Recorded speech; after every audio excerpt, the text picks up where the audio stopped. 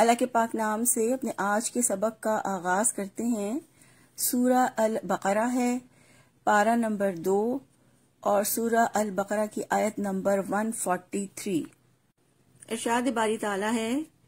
وَكَذَلِكَ جَعَلْنَاكُمْ أُمَّةً وَسَطًا لِتَكُونُوا شُهَدَاءَ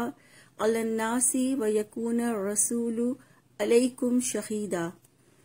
وَمَا جَعَلْنَا الْقِبْلَةَ الَّتِي كُنْتَ عَلَيْهَا إِلَّا لِنَعْلَمَ مَن يَتَّبِعُ الرَّسُولَ مِمَّن يَنقَلِبُ عَلَى عَقِبَيْهِ وَإِنْ كَانَتْ لَكَبِيرَةً إِلَّا عَلَى الَّذِينَ هَدَى اللَّهُ وَمَا كَانَ اللَّهُ لِيُضِيعَ إِيمَانَكُمْ إِنَّ اللَّهَ بِالنَّاسِ لَرَءُوفٌ رَحِيمٌ۔ لفظی ترجمہ ہے وَكَذَلِكَ اور اسی طرح جَعَلْنَاكُمْ ہم نے بنایا تمہیں اُمَّةً وسطا معتدل امت لِتَكُونُوا تاکہ تم سب بنو شہداء گواہ علی الناس لوگوں پر وَيَكُونَ الرَّسُولَ اور ہو رسول صلی اللہ علیہ وآلہ وسلم علیکم تم پر شہیدہ گواہ وما اور نہیں جعلنا القبلۃ ہم نے بنایا وہ قبلہ التی کنتا جو کہ آپ تھے علیہا اس پر الا مگر لنعلم اس لیے کہ ہم جان لیں من کون یتبع پیروی کرتا ہے رسول کی ممن اور کون ینقلب پھر جاتا ہے علی عاقبیہ اپنی ایڑیوں کے بل وَإِن اور اگرچہ کانت تھی لکبیرتن یقیناً گراں یا بھاری الا مگر علی الذین ان لوگوں پر گراں نہیں جنہیں خد اللہ نے ہدایت دی وما اور نہیں کان اللہ ہے اللہ تعالیٰ لیضیع تاکہ وہ ضائع کر دے ایمانکم تمہارا ایمان ان اللہ بے شک اللہ تعالیٰ بالناس لوگوں پر لرؤوف یقیناً شفقت کرنے والا رحیم بہت مہربان ہے۔ با محاورہ ترجمہ ہے اور اسی طرح ہم نے تمہیں بہترین امت بنایا ہے تاکہ تم لوگوں پر گواہ ہو جاؤ اور رسول تم پر گواہ ہو جائیں، اور جس قبلے پر آپ پہلے تھے اس کو ہم نے صرف اس لیے قبلہ بنایا تھا تاکہ ہم یہ جان لیں کہ کون رسول کی اتباع کرتا ہے اس سے جو اپنی ایڑیوں کے بل پلٹ جاتا ہے، اور یقیناً یہ بلا شبہ بہت بڑی بات تھی مگر ان لوگوں کے لیے نہیں جنہیں اللہ تعالیٰ نے ہدایت دی، اور اللہ تعالیٰ کبھی ایسا نہیں کہ تمہارے ایمان کو ضائع کر دے۔ بلا شبہ اللہ تعالیٰ لوگوں پر یقیناً بے حد شفقت کرنے والا نہایت رحم کرنے والا ہے۔ اس آیت میں اللہ سبحانہ و تعالیٰ نے مسلمانوں کو امت وسط بننے کی خوشخبری دی ہے۔ وسط کے لغوی معنی درمیان کے ہیں، لیکن وسط افضل اور بہتر کے لیے بھی استعمال ہوتا ہے۔ وسط کے معنی اعتدال کے بھی ہیں، یعنی دین کے معاملے میں اس امت کو اللہ تعالیٰ نے معتدل بنایا ہے۔ امت وسط سے مراد سب سے افضل امت ہے، تو امت وسط سے مراد اعتدال والی امت ہے،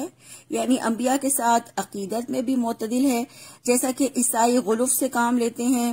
اور یہودی جو انبیاء کی توہین کرتے ہیں۔ اسی طرح شریعت کے اعتبار سے بھی مسلم امت معتدل یعنی امت وسط ہے کہ جس میں نہ یہودیوں کی طرح بہت سختی پائی جاتی ہے اور نہ عیسائیوں کی طرح نرمی اور لاپرواہی۔ اسی طرح امت مسلمہ طہارت کے اعتبار سے بھی معتدل امت ہے کہ نہ یہودیوں کی طرح سختی ہے کہ جو سمجھتے ہیں کہ پانی ان کی نجاست کو پاک نہیں کر سکتا، اور نہ ہی عیسائیوں کی طرح سے یہ نرمی ہے کہ وہ کسی بھی چیز کو نجس یا ناپاک ہی نہیں سمجھتے اور نہ ہی کسی چیز کو حرام سمجھتے ہیں۔ تو امت مسلمہ کی طہارت بھی کامل طہارت ہے۔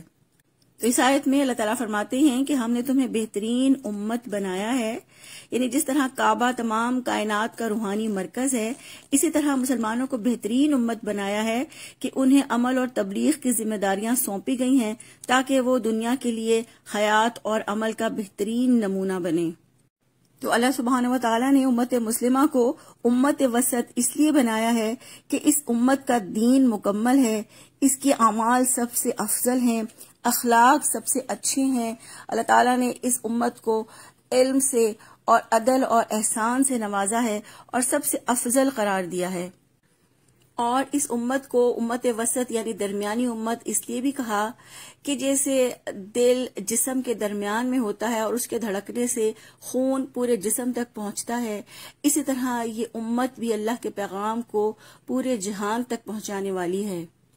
تو امت وسط سے مراد ایسا اشرف اور اعلیٰ گروہ ہے جو عدل و انصاف کی روش پر قائم ہو اور دنیا کی قوموں میں صدر کی حیثیت رکھتا ہو، اور اس کی مثال یوں ہے کہ جیسے عیسائیوں نے حضرت عیسیٰ کو اتنا بڑھایا کہ خدا ہی بنا دیا، اور یہودیوں نے اتنا گھٹایا کہ ان کی پیغمبری سے بھی انکار کر دیا۔ تو امت وسط کا عقیدہ یہ ہے کہ حضرت عیسیٰ علیہ السلام اللہ کے پیغمبر اور روح اللہ ہیں۔ پھر فرمایا لِتَكُونُوا شُهَدَاءَ عَلَى النَّاسِ وَيَكُونَ الرَّسُولُ عَلَيْكُمْ شَهِيدًا، تاکہ تم لوگوں پر گواہ ہو جاؤ اور رسول تم پر گواہ ہو جائیں۔ تو اللہ تعالیٰ نے امت مسلمہ کو امت وسط اس لیے بنایا تاکہ وہ عدل و انصاف کے ساتھ فیصلے کرنے کے سبب لوگوں پر گواہ ہوں اور رسول ان پر گواہ ہوں۔ امت مسلمہ کی دوسری امتوں پر گواہی کس طرح ہوگی؟ ہم ایک حدیث سے اس کو سمجھتے ہیں۔ حضرت ابو سعید خدری رضی اللہ تعالیٰ عنہ سے روایت ہے کہ رسول اللہ صلی اللہ علیہ وآلہ وسلم نے فرمایا، قیامت کے دن نوح علیہ السلام کو بلایا جائے گا اور اللہ تعالیٰ فرمائے گا کیا تم نے میرا پیغام پہنچا دیا تھا؟ حضرت نوح علیہ السلام عرض کریں گے کہ میں نے پیغام پہنچا دیا تھا۔ پھر ان کی امت سے پوچھا جائے گا کیا نوح علیہ السلام نے تمہیں میرا پیغام پہنچا دیا تھا؟ تو ان کی امت جواب دیں گی کہ ہمارے پاس کوئی ڈرانے والا نہیں آیا۔ اللہ تعالیٰ حضرت نوح علیہ السلام سے فرمائیں گے کہ آپ کے حق میں کوئی گواہی دے سکتا ہے؟ وہ کہیں گے کہ محمد صلی اللہ علیہ وآلہ وسلم اور ان کی امت میری گواہ ہے۔ چنانچہ نبی صلی اللہ علیہ وآلہ وسلم کی امت ان کے حق میں گواہی دے گی کہ انہوں نے پیغام پہنچا دیا تھا، اور رسول اللہ صلی اللہ علیہ وآلہ وسلم اپنی امت کے حق میں گواہی دیں گے کہ انہوں نے سچی بات کی ہے۔ صحیح بخاری کی روایت ہے 4487۔ اور ایک دوسری روایت میں یہ بھی ہے کہ اس وقت نوح علیہ السلام کی امت مسلمہ سے یہ کہے گی کہ تمہاری گواہی کیسے مقبول ہو سکتی ہے جبکہ تم نے نہ ہمارا زمانہ پایا نہ ہمیں دیکھا۔ اس وقت امت وسط یہ جواب دے گی کہ ہم کو اللہ تعالیٰ کی کتاب اور اس کے رسول کے بتانے سے یہ یقینی علم حاصل ہوا ہے، اس لیے ہم یہ گواہی دیتے ہیں۔ تو اس حدیث سے ہمیں پتہ چلتا ہے کہ آخرت میں یہ گواہیاں ہوں گی، اور جس طرح اللہ تعالیٰ کی رہنمائی ہم تک پہنچانے کے لیے رسول اللہ صلی اللہ علیہ وآلہ وسلم کی ذمہ داری سخت تھی کہ ذرا سی کوتاہی پر بھی اللہ تعالیٰ کے ہاں پکڑے جانے کا ڈر تھا، ایسے ہی ہم مسلمانوں پر بھی یہ بھاری ذمہ داری عائد ہوتی ہے کہ اگر ہم اللہ کے پاس یہ گواہی نہ دے سکے کہ ہم نے آپ کی ہدایت جو رسول اللہ صلی اللہ علیہ وآلہ وسلم کے ذریعے ہم تک پہنچی تھی، آپ کے بندوں کو پہنچانے میں کوئی کمی کوتاہی کی، تو ہم بھی بری طرح پکڑے جائیں گے۔ ہم سے یہ پوچھا جائے گا کہ جب دنیا میں نافرمانیاں ہو رہی تھی، جب برائی اور بے حیائی کا طوفان برپا تھا، تو اس وقت تم کہاں تھے اور تم نے کیوں نہیں روکا؟ تم نے کیوں نہیں اللہ کا پیغام اللہ کے بندوں تک پہنچایا؟ آخرت میں گواہی دینے سے رسول اللہ صلی اللہ علیہ وآلہ وسلم کتنا خوف کھایا کرتے تھے۔ ایک حدیث ہمیں پتہ چلتا ہے، حضرت عبداللہ ابن مسعود رضی اللہ تعالیٰ عنہ نے بیان کیا کہ مجھ سے نبی کریم صلی اللہ علیہ وآلہ وسلم نے فرمایا مجھے قرآن پڑھ کر سناؤ۔ میں نے عرض کیا میں پڑھ کر سناؤں جبکہ وہ تو آپ صلی اللہ علیہ وآلہ وسلم پر نازل ہوتا ہے؟ آپ صلی اللہ علیہ وآلہ وسلم نے فرمایا ہاں میں تم سے سننا چاہتا ہوں۔ چنانچہ وہ کہتے ہیں کہ میں نے آپ کو سورہ النساء سنانی شروع کی، اور پھر جب سورہ النساء کی اس آیت پر پہنچا فَكَيْفَ إِذَا جِئْنَا مِن كُلِّ أُمَّةٍ بِشَهِيدٍ وَجِئْنَا بِكَ عَلَى هَؤُلَاءِ شَهِيدًا،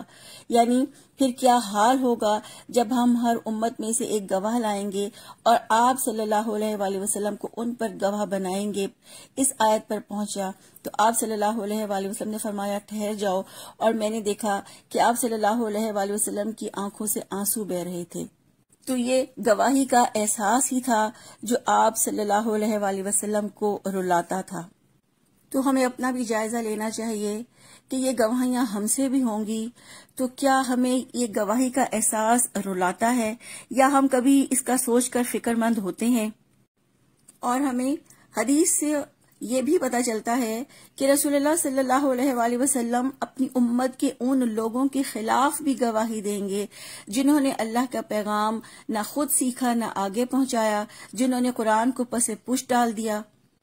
اس کو سیکھنے کے لیے وقت نہیں لگایا اور اس کی تعلیمات کو فرسودہ سمجھا یا مشکل ترین کتاب سمجھ کر صرف عقیدت رکھی اور اس سے برکت ہی حاصل کرتے رہے۔ سورہ فرقان کی آیت نمبر 30 سے یہ بالکل واضح ہے کہ آپ صلی اللہ علیہ وآلہ وسلم ان لوگوں کے خلاف گواہی دیتے ہوئے اللہ تعالیٰ سے فرمائیں گے یہ وہ لوگ ہیں جنہوں نے قرآن کو چھوڑ دیا تھا۔ پھر فرمایا وَمَا جَعَلْنَا الْقِبْلَةَ الَّتِي كُنْتَ عَلَيْهَا إِلَّا لِنَعْلَمَ مَن يَتَّبِعُ الرَّسُولَ مِمَّن يَنقَلِبُ عَلَىٰ عَقِبَيْهِ، اور جس قبلے پر آپ پہلے تھے اس کو ہم نے صرف اسی لیے قبلہ بنایا تھا کہ ہم جانیں کون رسول کی اتباع کرتا ہے اس سے جو اپنی ایڑیوں کے بل پلٹ جاتا ہے۔ اللہ تعالیٰ نے یہ وضاحت فرمائی ہے کہ پہلے بیت المقدس کو قبلہ مقرر کیا، پھر اسے منسوخ کر کے بیت اللہ کو قبلہ بنا دیا تاکہ پیروی کرنے والوں، فرما برداروں اور پھر نافرمانی کرنے والوں یعنی دین سے پھرنے والوں کے بارے میں معلوم ہو جائے کہ کون لوگ ہیں جو رسول اللہ صلی اللہ علیہ وآلہ وسلم کی ہر بات کو ہی آخرت کی کامیابی کا ذریعہ سمجھتے ہیں، کون ہیں جو اللہ کے حکم کی اور رسول اللہ صلی اللہ علیہ وسلم کی اطاعت کرتے ہیں۔ ایڑیوں کے بل پلٹ جانے سے مراد جاہلیت کی طرف پلٹ جانا ہے، یعنی کون لوگ ہیں جو ابھی تک نسل، رنگ، وطن اور باپ دادا کے طریقوں کی طرف پلٹ جاتے ہیں۔ پھر فرمایا وَإِن كَانَتْ لَكَبِيرَةً إِلَّا عَلَى الَّذِينَ هَدَى اللَّهُ، اور یقیناً بلا شبہ بہت بڑی بات تھی مگر ان لوگوں کے لیے نہیں جنہیں اللہ تعالیٰ نے ہدایت دی ہے، یعنی بیت المقدس سے منہ پھیرنا اور کعبے کی طرف رخ کر لینا بہت بڑی بات تھی مگر ان لوگوں کے لیے نہیں جنہیں اللہ تعالیٰ نے ہدایت دی۔ ان لوگوں سے مراد صحابہ کرام ہیں جو رسول اللہ صلی اللہ علیہ وآلہ وسلم کے سچے پیروکار تھے اور انہوں نے اللہ تعالیٰ کے احسان پر اللہ تعالیٰ کے عظیم گھر کی طرف رخ کر لیا۔ اس آیت سے صحابہ کرام کی فضیلت بھی پتہ چلتی ہے کہ انہوں نے رسول اللہ صلی اللہ علیہ وآلہ وسلم کی پیروی کرتے ہوئے اپنا رخ شمال سے جنوب کی طرف پھیر دیا تھا نماز ہی کی حالت میں۔ پھر فرمایا وَمَا كَانَ اللَّهُ لِيُضِيعَ إِيمَانَكُمْ، اور اللہ تعالیٰ کبھی ایسا نہیں کہ تمہارے ایمان کو ضائع کر دے۔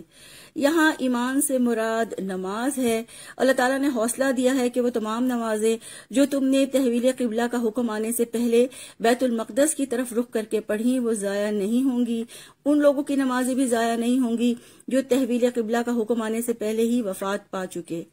تو اللہ تعالیٰ نے نماز کو ایمان قرار دے کر یہ شعور دلایا ہے کہ نماز کے بغیر ایمان کی کوئی حیثیت نہیں ہے۔ پھر فرمایا ان اللہ بالناس لرؤوف الرحیم، بلا شبہ اللہ تعالیٰ لوگوں پر یقیناً بے حد شفقت کرنے والا، نہایت رحم کرنے والا ہے۔ اللہ تعالیٰ نے یہ شعور دلایا کہ اپنے بندوں کے لیے وہ رؤوف بھی ہے اور رحیم بھی ہے اور وہ کسی عمل کرنے والے کے عمل کو ضائع نہیں کرتا۔ تحویل قبلہ سے اللہ تعالیٰ نے مومنوں کا امتحان لیا اور ان کے درجات بلند فرمائے۔ رسول اللہ صلی اللہ علیہ وآلہ وسلم نے فرمایا کہ اللہ تعالیٰ نے جب یہ کائنات بنائی تو اپنے پاس لوح محفوظ میں لکھ لیا کہ اللہ تعالیٰ کی رحمت اس کے غضب پر حاوی رہے گی۔ اللہ تعالیٰ سے دعا ہے کہ اللہ تعالیٰ تمام امت مسلمہ کے اندر اس گواہی کے احساس کو پیدا فرمائیں اور رسول اللہ صلی اللہ علیہ وآلہ وسلم کے مشن کو بہترین طریقے سے آگے پہنچانے کی توفیق عطا فرما دیں۔ سبحانک اللہم و بحمدک، نشہد ان لا الہ الا انت، نستغفرک و نتوب الیک۔ السلام علیکم ورحمۃ اللہ وبرکاتہ۔